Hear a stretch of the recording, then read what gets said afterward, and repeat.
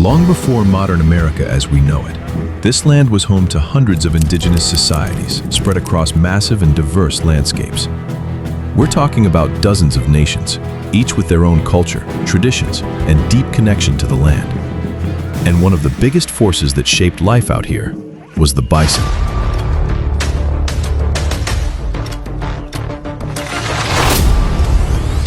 Huge herds moving across the plains, influencing everything around them. So let's break down how these societies actually lived before everything started to change. Indigenous North America wasn't one culture, it was many. Groups like the Lakota,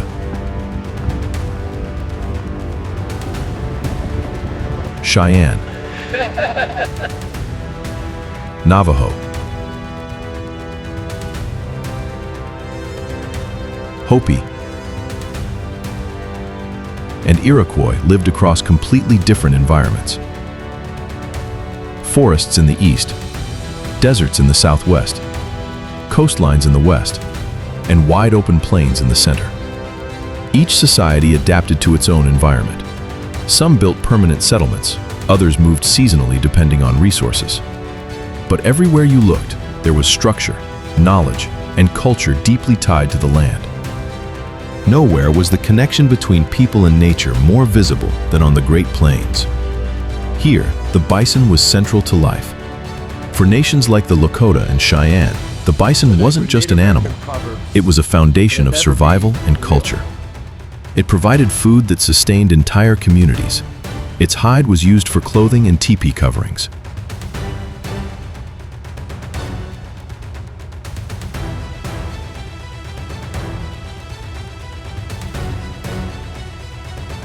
Its bones became tools, weapons, and everyday objects. But its importance went far beyond physical use. The bison held spiritual meaning. It represented abundance, respect for nature, and balance between human life and the natural world. And because these herds moved across massive distances, entire communities adjusted their movement patterns around them.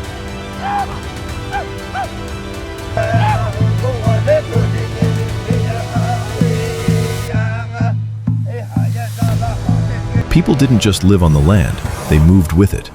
Everything followed a rhythm shaped by migration, weather, and seasonal cycles.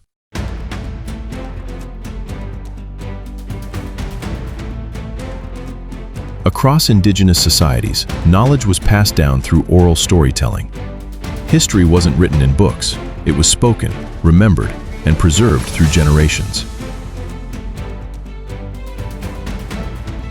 These stories carried cultural identity, survival knowledge, moral teachings, historical memory, and they were deeply important to how societies stayed connected to their past.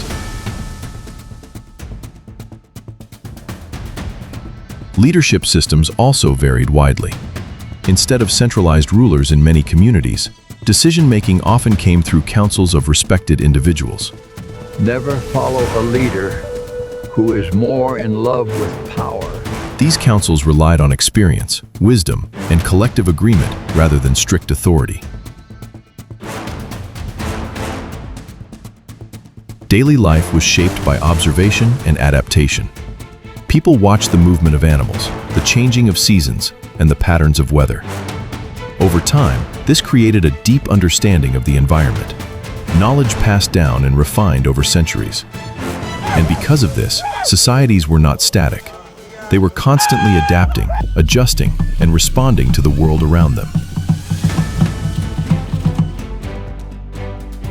One of the most overlooked aspects of indigenous North America is how connected it actually was.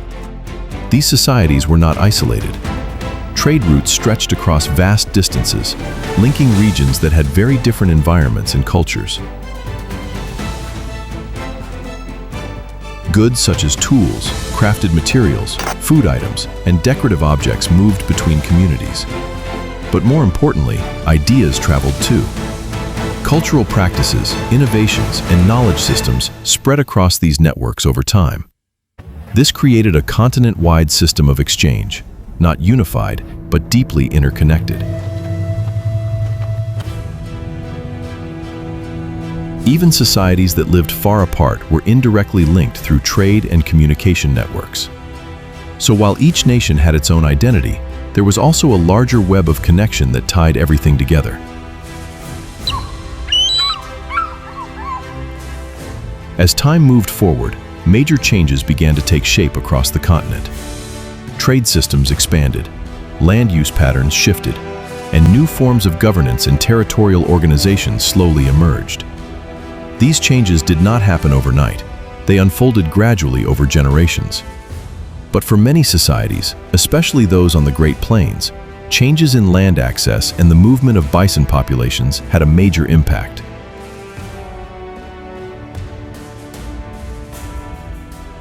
Traditional movement patterns were disrupted, and communities were forced to adjust in response to shifting conditions.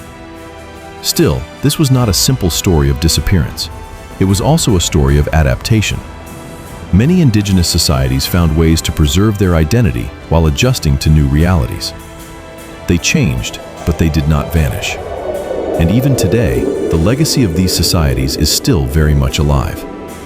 Modern Native American voices continue to carry forward history, culture, and identity in powerful ways. In entertainment and storytelling, figures like Wes Studi, Jason Momoa, we wanted to make a sippable. and Taylor Lautner Did you touch my drum set? have helped bring indigenous identity into global visibility. But beyond Hollywood, living communities continue to preserve languages, traditions, and cultural practices across North America. So when you look back at early indigenous societies, you're not just looking at history.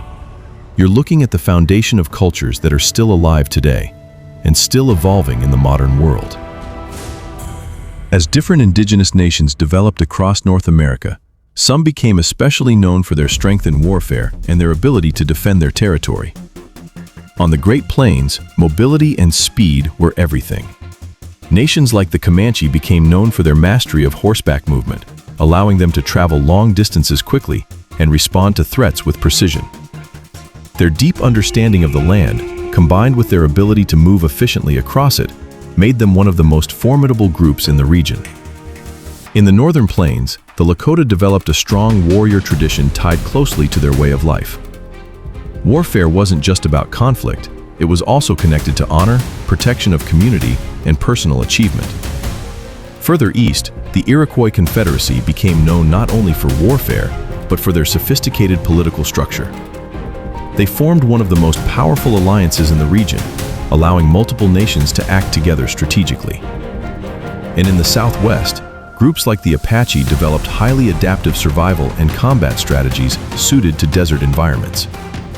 Their ability to navigate difficult terrain made them extremely effective in defending their land. But it's important to understand this clearly. These reputations weren't about constant violence. They were about defending territory, protecting resources, maintaining balance within their world. Just like societies across history, conflict existed, but it was shaped by environment, necessity, and survival.